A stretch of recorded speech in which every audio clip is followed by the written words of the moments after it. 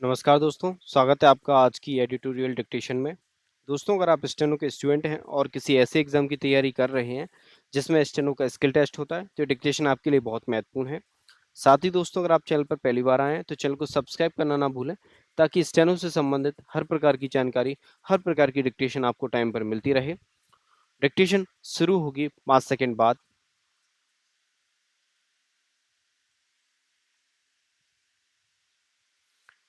America और Iran के बीच फिर से युद्ध छिड़ने के कारण न केवल पश्चिम एशिया का संकट और गहरा गया है, बल्कि विश्व अर्थव्यवस्था के लिए भी समस्याएं बढ़ गई हैं।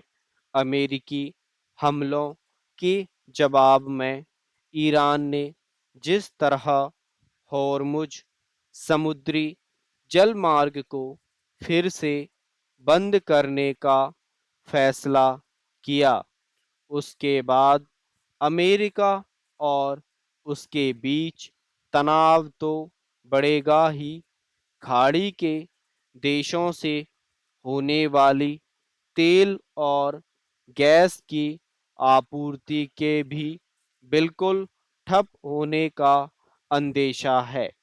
इसके चलते पहले से ही चढ़े तेल एवं गैस के मूल्य और बढ़ सकते हैं।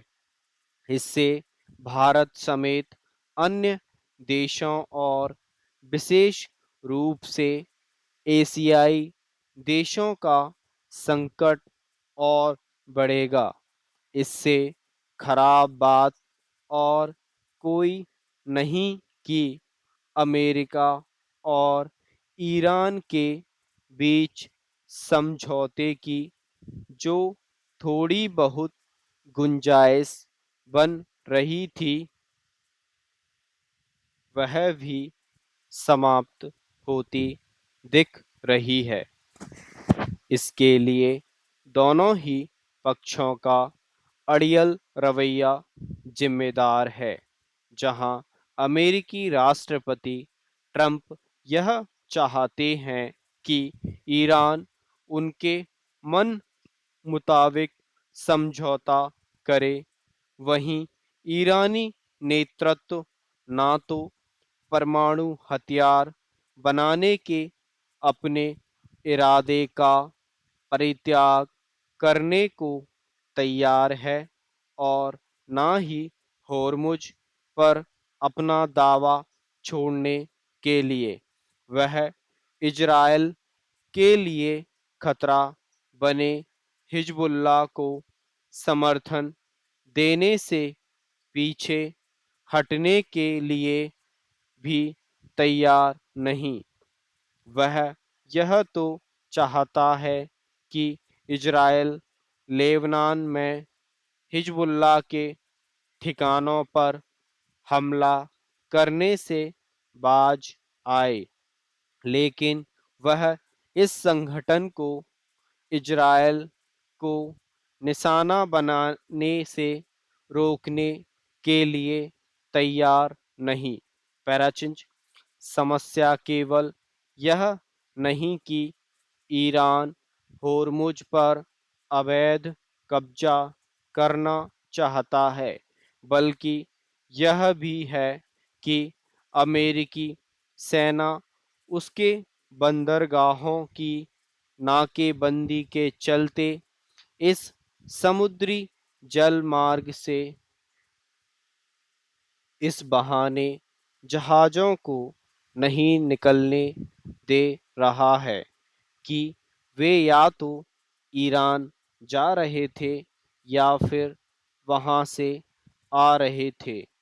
इसी को आधार पर बनाकर उसने पिछले 4 दिनों में 3 जहाज़ों पर हमले किए। इनमें से 2 पलाऊ और 1 गिनी बिसाऊ का था, लेकिन इन तीनों में भारतीय नाविक सवार थे। इनमें से एक जहाज पर अमेरिकी हमला घातक साबित हुआ। इस हमले में 3 भारतीय नाविक मारे गए। साफ है कि अमेरिकी सेना निहायत ही गैर जिम्मेदारी का परिचय दे रही है। वह जहाज़ों को रोकने, जब्त करने के बजाय जिस तरह उन्हें ध्वस्त करने का काम कर रही है, वह अस्वीकार्य और अक्षम्य है। यह सर्वथा उचित है कि भारत ने अपने 3 भारतीय नाविकों के मारे जाने की घटना पर अमेरिकी राजनयिक को तलब कर अपना विरोध दर्ज कराया। लेकिन केवल इतना ही पर्याप्त नहीं, उसे विश्व के अन्य देशों के साथ मिलकर अमेरिका और ईरान पर इसके लिए दबाव बनाना होगा कि वे कारोबारी जहाज़ों को निशाना बनाने से बाज आएं। भारत को ऐसा इसलिए करना होगा क्योंकि खाड़ी क्षेत्र में 18,000 से अधिक भारतीय नाविक देशी देशी विदेशी जहाज़ों पर कार्यरत हैं। स्टॉप। दोस्तों, डिक्टेशन कैसी लगी कमेंट करके ज़रूर बताएं, और आपकी इस एडिटोरियल डिक्टेशन में कितनी गलतियां हुई वो भी आप मुझे कमेंट करके बताएं। तो चलिए दोस्तों, मिलते हैं अगली डिक्टेशन में। तब तक के लिए अपना ख्याल रखिए। धन्यवाद।